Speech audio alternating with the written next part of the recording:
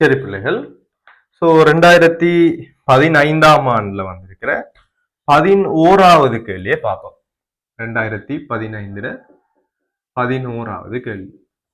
So இதுல நமக்கு என்ன சொல்றான்டா, ஏ என்கிற ஒரு ஆள் வெப்பமாக்கப்படும் போது பின்வரும் சமநிலைக்கேற்ப பி, சி ஆகியவையாக பிரிகை அடைகின்றது. ஆகவே இங்க சமநிலை தாக்கத்தை தாரான் 2A என்கிற ஒரு ஆள், 2A கேஸ் என்கிற ஒரு ஆள் நமக்கு என்ன நடக்குது என்று சொன்னா ஒரு 2B கேஸ் ஆகவும் 2B கேஸ் ஆகவும் அதே மாதிரி வந்துட்டு C கேஸ் ஆகவும் போறாராம். ரைட். சோ இப்ப நம்ம பார்த்தோம்னா தூய ஏயின் ஏ மூல்களை ஒரு மூடிய 1 டெசிமீட்டர் கியூப் கொள்கலத்தினுள் மாறா வெப்பநிலை Tக்கு வெப்பமாக்கும் போது, ஆகவே இந்த ஏயினுடைய ஏ மூல வந்துட்டு என்ன செய்யறாங்க, ஒரு கொள்கலம் உண்டு, ஒரு பாத்திரம் உண்டு. சோ இதனுடைய கனவளவு தாரான் வந்துட்டு என்ன, 1 டெசிமீட்டர் கனமாம் அப்படின்னு தாரான். சோ அந்த பாத்திரத்துக்குள்ள இந்த ஏங்கிற ஒரு ஆளை போட்டு டி வெப்பநிலை, டி டெம்பரேச்சருக்கு வந்துட்டு என்ன செய்யறான்னா அந்த வெப்பத்தை வந்துட்டு உயர்த்துறானாம். சோ அந்த பாத்திரத்தினுடைய வெப்பத்தை உயர்த்தும் போது இந்த ஏ வந்துட்டு எப்படின்னா பிரிகை அடையுது. இப்ப நம்ம தெரியும் நிறைய தாக்கங்கள் நம்ம பார்த்திருப்போம். இப்ப உதாரணமாக நான் SO3 என்று கதைக்கிறேன். SO3 நீங்க வெப்பமேற்றினீங்கன்னு சொன்னா ஒரு வெப்பநிலைக்கு மேல SO2 O2 பிரிகை அடையக்கூடியதாக இருக்கு.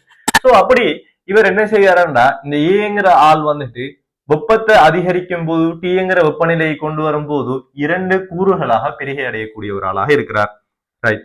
இப்ப அவன் என்ன சொல்றான்டா, டீக்கு வெப்பமாக்கப்படும் போது சமநிலை கலவையில் சியின் அளவு வந்துட்டு சி மூலம். சோ இவரை நீங்க வந்துட்டு கொஞ்சம் ஹீட் பண்றீங்க, ஹீட் பண்ண போக்குல யாரும் ஒரு ஆள் பிரிஞ்சு போறார். சோ அவர் நான் எக்ஸன் எடுக்கேன். சோ பிரிஞ்சு போனதுனாடி இவர்ல வந்துட்டு இங்க 2xங்கிற ஒரு ஆள் உருவாக போறார். இங்க வந்துட்டு நமக்கு இங்க வந்துட்டு பீசமான குணகத்தை பார்த்தோம்னா 2 2 சி என்று தானே இருக்குது. ஆகவே 2க்கு 2க்கு 1 தானே பிள்ளைகள். பீசமான குணகம் வந்துட்டு 2க்கு 2க்கு 1. ஆகவே இங்க எக்ஸ் கழியமாக இருந்தால் இங்க உருவாகும் எக்ஸ் உருவாகும், இங்க வந்துட்டு x/2 உருவாகும். சரியா? சோ இப்படி நான் பிரிகை அடைந்ததுக்கு பிறகு வார ஆக்களை நான் பார்த்தேன்னு சொன்னா இவர் a-x என்று சொன்னா இவர் எக்ஸ் என்றா இவர் x/2 ஆம். ஆனா அவன் என்ன சொல்றான்டா, இந்த x/2ங்கிற ஆள் தான் யாரண்டா சி என்கிற ஒரு ஆளாம். ஏனண்டா சமநிலை அடைந்ததன் பின்பு சீனுடைய இந்த சி கேஸினுடைய மூல எண்ணிக்கை அல்லது அளவு என்ன என்று சொன்னா சி என்று சொல்றான். சோ x/2ங்கிறது சி என்று சொன்னா எக்ஸ்ங்கிறது வந்துட்டு 2c-யா இல்லையா பிள்ளை? 2c. ஆகவே இவரும் வந்துட்டு எனக்கு யாருன்னு சொன்னா 2c-யாக இருந்திருக்கும். இவரும் எனக்கு யாருன்னு சொன்னா 2c-யாக இருந்திருக்கும். ஆக இவர்ல இருந்து 2c கழிந்து போயிருக்கும். ஆக இவர்ல 2c உருவாகி இருக்கும், இவர்ல சி உருவாகி இருக்கும். ஆகவே இங்க வந்துட்டு பாத்துட்டு சொன்னா இங்க சீனுடைய சி கேஸினுடைய அளவு யாருன்னு சொன்னா சி-யாக இருக்கும். ஆகவே இங்க ஏல இருந்து இந்த ஏ கேஸினுடைய அளவு யாராக இருக்கும்டா a-2c-யாக இருக்குமாம். சரியா? ரைட். இப்ப இது பிறகு நமக்கு என்ன கேட்கறான்னு சொன்னா இந்த ஒரு தாக்கத்துக்கான கேசிக்கான கோவை என்ன அப்படின்னு கேட்டுக்கிறார். சோ இதுல கேபி கேசி ரெண்டுமே நமக்கு எழுத தெரிஞ்சிருக்கக்கூடியதாக இருக்கும். சோ இங்க வந்துட்டு கேசி தான் கேட்கிறார். ரைட்.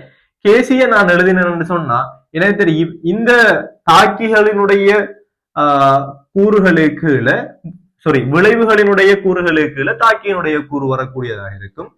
சோ பி கேஸ், அதே மாதிரி வந்துட்டு யாருன்னு சொன்னா பிள்ளைகள் சி கேஸ், இது கீழே ஏ கேஸ்.